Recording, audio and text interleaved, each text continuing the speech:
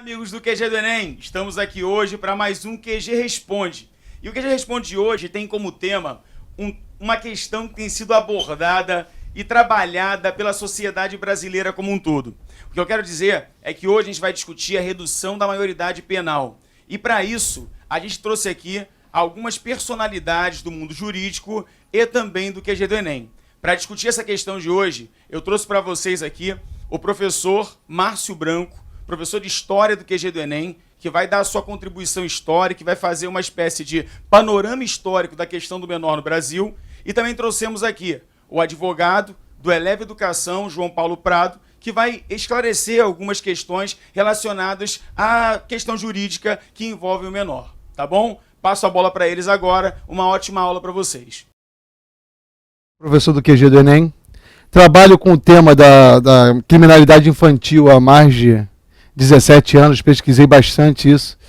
E, na verdade, esse programa nasceu de uma vontade minha, do João e do Marquinho, porque a gente já vinha comentando a relevância do tema e várias pessoas emitem opiniões várias sobre a questão e a gente queria trazer para vocês uma opinião que não seja verdadeira, pelo menos que seja embasada. Então, historicamente, a criança se tornou menor quando? Para pensar, a criança ela é um indivíduo não adulto. Um menor é um menor em idade penal, a menoridade. Então, quando eu trato uma criança como menor, eu já estou judicializando, de certa forma, aquele indivíduo. E quando esse processo se deu? Isso não é um processo natural. Nem sempre a criança foi vista como menor. Isso aconteceu, galera, no final do século XIX. Os especialistas do social, psicólogos, pedagogos, professores, juristas, médicos, eles estavam modernizando a sociedade europeia no final do século XIX. E nesse processo de modernização, que era muito economicista, nasceu a ideia de projeção do futuro. Nesse processo de projeção do futuro, o corpo infantil ganhou uma importância na medida em que a criança se tornou o futuro da nação. Quando a criança se torna o futuro da nação, é quando nasce a ideia de menoridade penal. É ali que os especialistas do social, incluindo os juristas, começam a se preocupar do o que nós vamos fazer com as nossas crianças problema. Uma coisa que é muito importante, gente. Criança problema é algo não natural. Quando eu adjetivo, qualquer adjetivo é subjetivo. Então, quando você qualifica uma criança como problema, você cria uma criança modelo, não problema, e imediatamente você pega o divergente e coloca como a criança problema.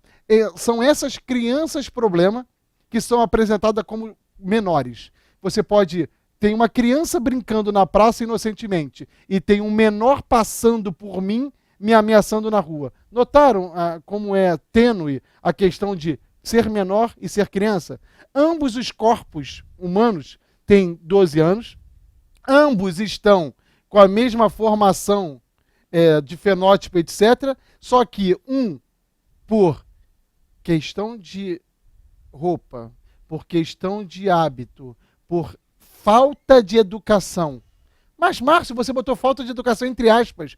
Falta de educação existe. Não. Existem diferentes tipos de educação, só que diferentes tipos de educação são vistos pela sociedade como um todo como falta de educação. Então é nesse processo do século XIX que a criança se torna um problema, a criança se torna menor de idade, e aí eu começo a pensar o que fazer com essas crianças.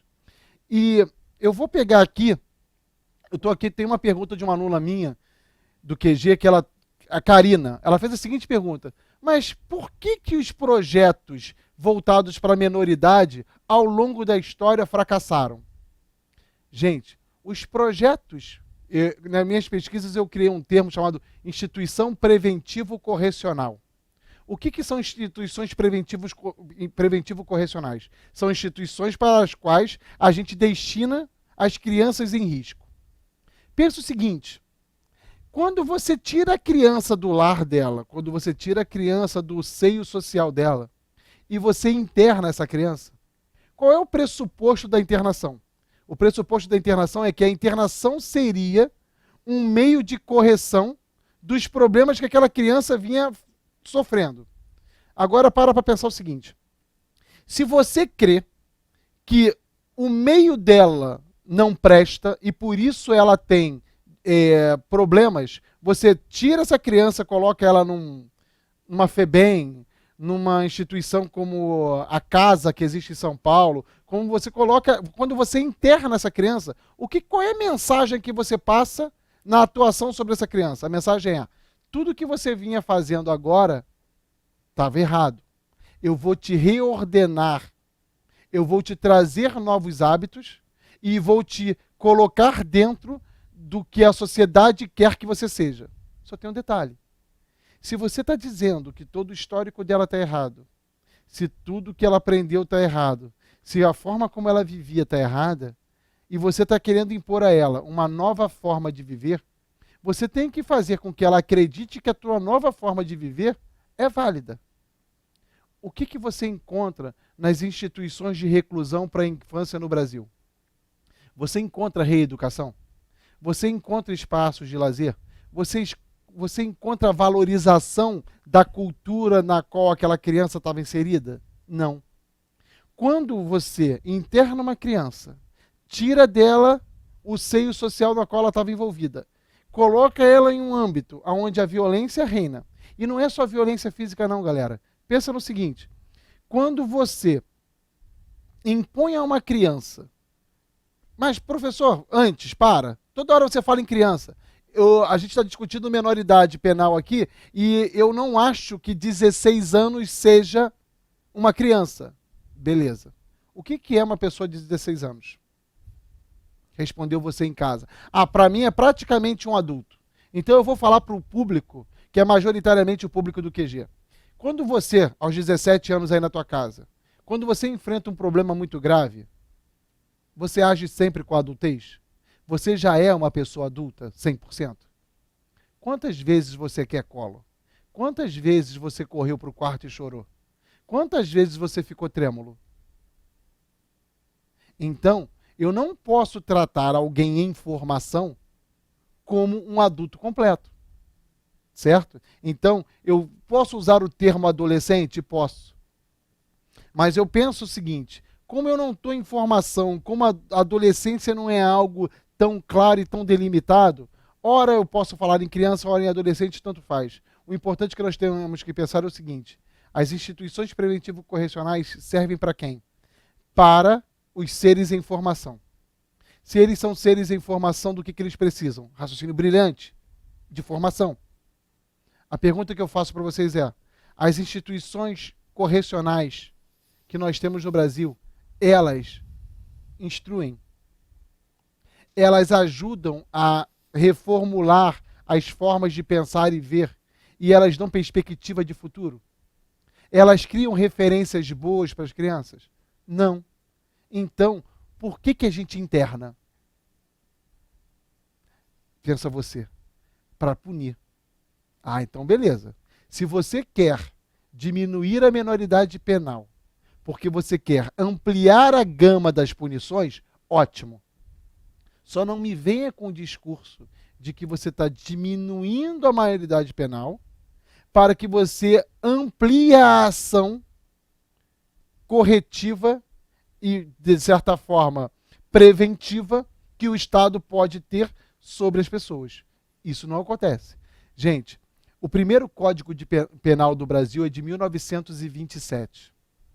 Quando esse Código Penal foi feito por um cara chamado Melo Matos, a Constituição que regia o Brasil era a Constituição de 1891. Ali, a maioridade penal, pouca gente sabe disso, era 9 anos.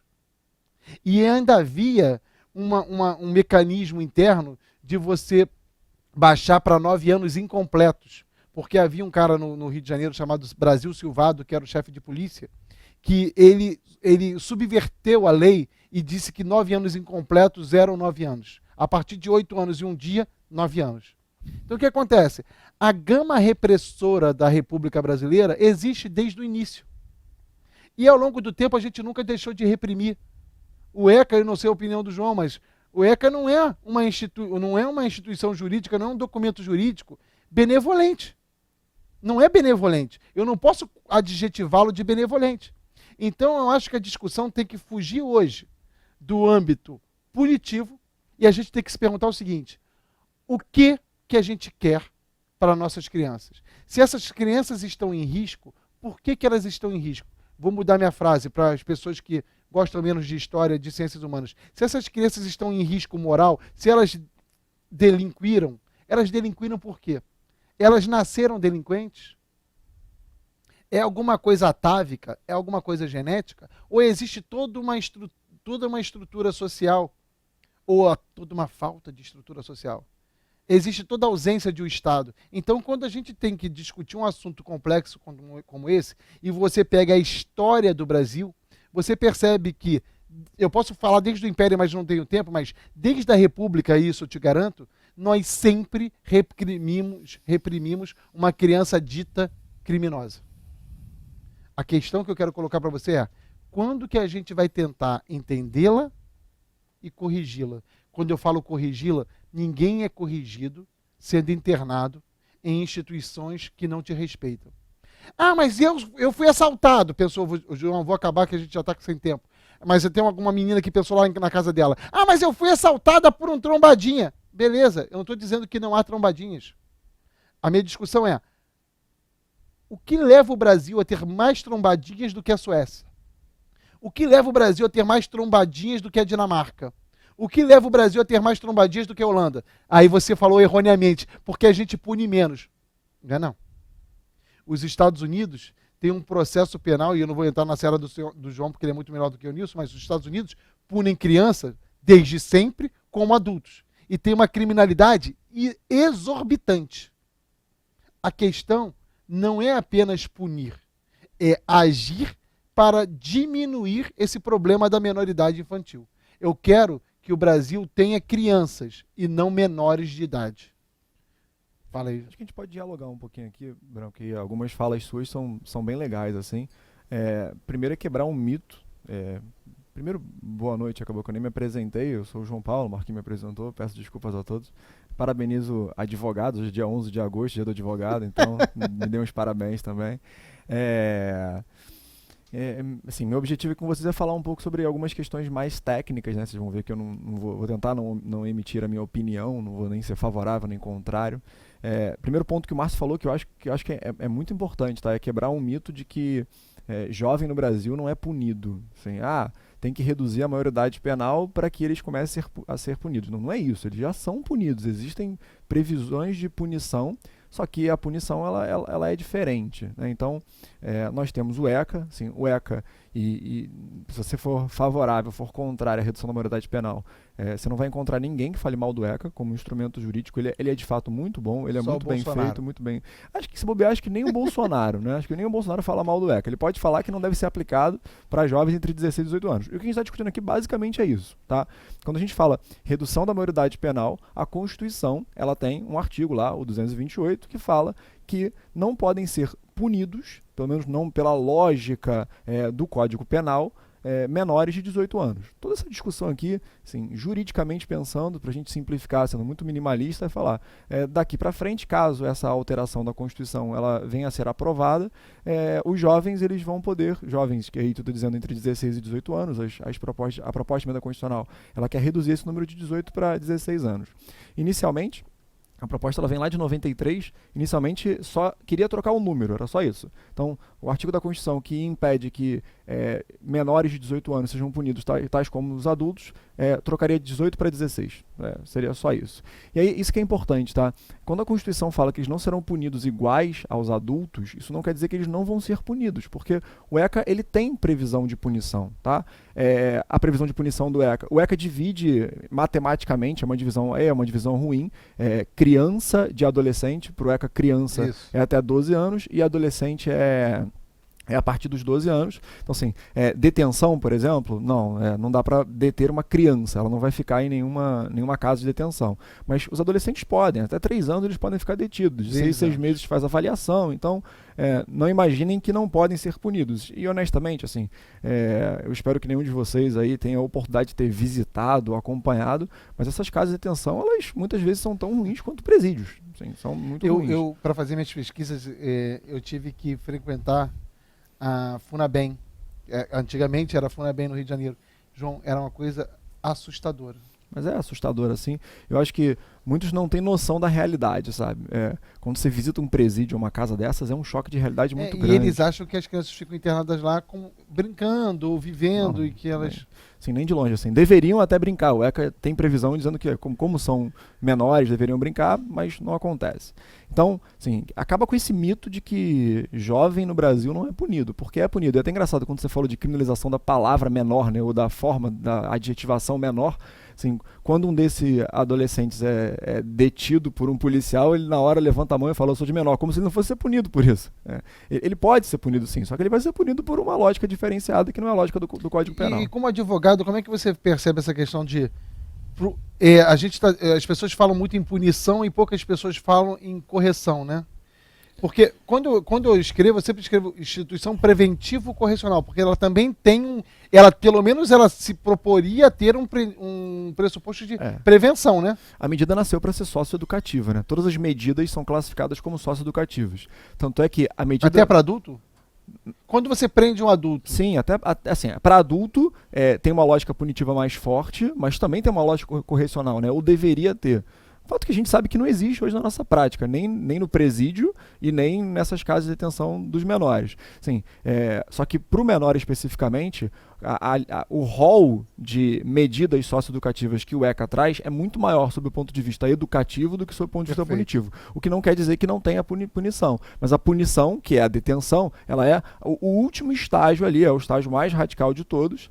E mesmo assim, ela é uma detenção pensando, óbvio, na punição, porque ninguém é privado de liberdade sem ser punido, é impossível. Mas também pensando na correção daquele menor, na educação do menor.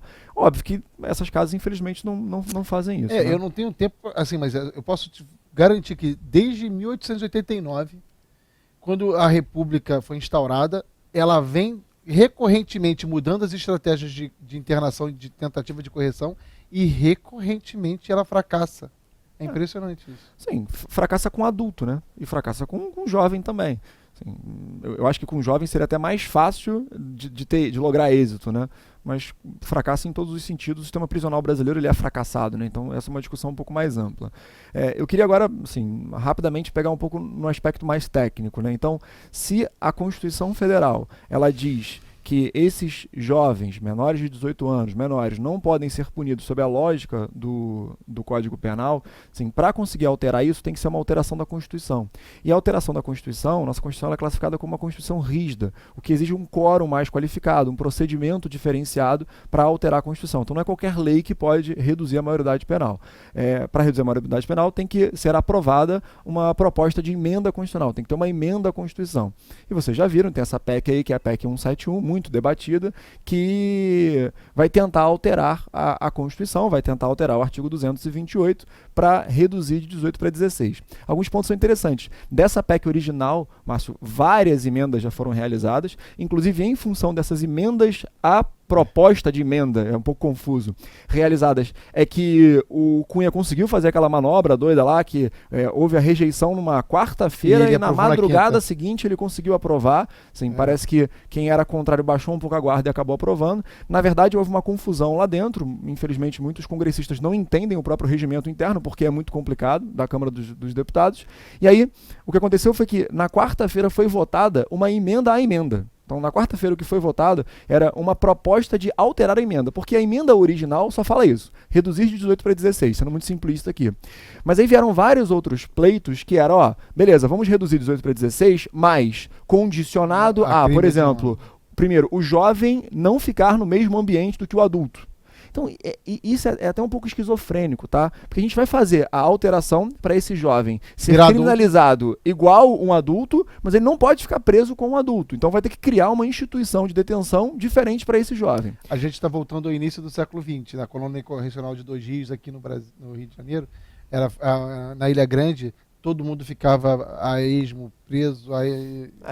Sim, imaginar que não se pensou ainda uma instituição correcional, socioeducativa, para o jovem como um todo, e agora a gente quer criar dois tipos diferentes, né? Porque vai ter uma até 16 anos e vai ter uma entre 16 e 18 anos. Não, e é engraçado porque todo mundo fala em punição, mas ninguém cria as estratégias, ninguém discute o óbvio, que é por que que essas crianças estão optando pela criminalidade? Você em casa acredita que essa criança acha que ela vai envelhecer no crime? Todo mundo morre cedo. A questão que ninguém quer discutir é por que que elas aceitam o risco da morte prematura? Será que a vida delas é tão ruim assim? Então por que que elas estão assim? O que que o Brasil precisa fazer? Aí seria uma discussão que não interessa e por isso eles tangenciam. É verdade. Bem, e então, sim, as grandes propostas da emenda constitucional, Márcio, da emenda à emenda, né, é criar um pouco de condicionante para tentar a aprovação. Como eu disse para vocês, passar uma emenda constitucional é muito difícil, para você ter noção do procedimento, essa emenda constitucional tem que ser votada em 2 turnos em cada uma das casas. Em 2/3, né? E por 3/5 dos membros. Então, tem que ser aprovado por 3/5. É uma quantidade significante, são 308, por exemplo, deputados que têm que votar favoravelmente na Câmara e 49 no Senado. A reprovação foi por 5 votos, a primeira, por exemplo. Então, tem que ser aprovado por 3/5, é complexo. E tem que ser votado 2 vezes em cada uma das casas, são 2 turnos em cada uma das casas. Quando a mídia diz aí que essa proposta ela foi aprovada na Câmara dos Deputados, isso não significa dizer que já houve emenda constitucional, porque ela vai ter que ser novamente aprovada na Câmara dos Deputados e vai ter que ser aprovada ainda 2 vezes no Senado. Então, passar não é nada fácil, é extremamente complicado. Depois a gente até pode falar um pouco sobre o que é cláusula pétrea, o que foi essa possível manobra aí do Eduardo Cunha. Eu acho que vale a pena a gente entrar nesses detalhes, mas basicamente o que está passando hoje é que se essa redução for aprovada, ela vai ser aprovada condicionando que esses jovens entre 16 e 18 anos fiquem em locais separados dos adultos e, além disso, limitado a alguns tipos de crimes específicos. Deixa eu fazer uma pergunta, João, pergunta teórica para você. Marquinhos vai te matar, porque... Não, que ele tem uma formação muito... O João, gente, ele tem uma formação muito boa no âmbito do direito. E é o seguinte, pelo que eu estudava, porque eu estudei teoria e prática jurídica nesse tratamento da criança delinquente, mas lá no início do século. O que eu vejo nos juristas, aqui pelo menos nos juristas que eu estudava, eles não criam que eles tivessem a solução final para o problema da criminalidade, ou eles não tinham a solução final para os problemas de organização da sociedade. Eles pegavam as crianças que não se adequaram, mas eles sabiam que precisavam ter todo outro arcabouço por trás deles, que precisava funcionar para que o jurista conseguisse esse fim. Hoje, você, com a tua formação forte nesse processo, como é que você crê? Você acha que uma lei, não só essa, mas como qualquer outra lei, ela funciona ou ela precisa ter uma série de meandros? Nesse caso, como é que é a tua perspectiva? Mais uma vez, a gente vai, assim, eu costumo usar um exemplo em sala de aula, Branco, que o Brasil muitas vezes, sabe aquele brinquedinho de tartaruga que os jovens aprendiam, que tinha um quadradinho, uma bolinha que ia encaixando nas tartarugas? Assim? O Brasil, ele tem legislações que são muitas vezes perfeitas, porque foram importadas, foram adaptadas. Então, nosso Código Ambiental é isso, o ECA é isso, o próprio Código Penal já foi adaptado, hoje está um pouco mais obsoleto. Mas o que a gente faz basicamente é aquela criança pega um quadrado ali e tem uma bola, né? O quadrado é a legislação do exterior que a gente importou e ela é perfeita, a gente encaixou bonitinho. Aí percebe que não dá, bota na frente e pum, dá uma socada lá dentro. Aí muitas vezes não tem muito a ver com a nossa realidade, é difícil aplicar isso, tá? Então é aquilo, a legislação hoje é muito bem feita, ela é muito bem desenhada, se a gente conseguisse aplicar como tudo, o maior problema hoje é a execução do projeto, ele é muito complicado. E aí é aquilo, assim, porque ele não se esgota em si, né? A gente até pode fazer um debate filosófico, metafísico, que é a modificação, ela vai nos trazer uma legislação melhor? Pode ser que sim, mas que se dane, porque uma legislação melhor não vai resolver o nosso problema. Essa é a grande questão. Exatamente. Bom, amigos, acho que o debate está sendo bem bacana, está contribuindo para que vocês formem as suas opiniões, seus argumentos, e a gente vai fechar esse bloco agora falando basicamente de 2 coisinhas, tá? A primeira delas é a seguinte: se você quiser comprar qualquer curso do QG hoje, até às 23h59, você vai ter 30% de desconto se colocar lá o cupom RESPONDEQG, tá? RESPONDEQG, você tem aí o desconto de 30%, acho que vale a pena. A gente está num momento aí muito importante do seu ano e acredito que você estudando agora firme, você vai conseguir tirar uma nota muito bacana no Enem e ser aprovado por uma grande universidade, tá? E de fato, se você quiser ser aprovado por uma grande universidade, você não pode perder no dia 26 o nosso Dose Dupla, né? Uma aula que é muito bacana, com 2 professores, nesse caso vai ser uma uma aula da área de humanas, que vai ser o professor Márcio Branco, de História, que você já conhece aqui, está aqui dando, né, toda a sua colaboração para a sua formação, e o professor Aquiles Lemos também, de Geografia. Eles vão falar sobre a questão dos imigrantes que estão chegando à Europa, né? Imigrantes africanos, imigrantes asiáticos também, que estão chegando à Europa, e as questões que isso envolve de um modo geral. Beleza? Meus amigos, nós vamos para o segundo bloco e daqui a pouquinho a gente volta a conversar. Falou? Fica no QG. Um abração.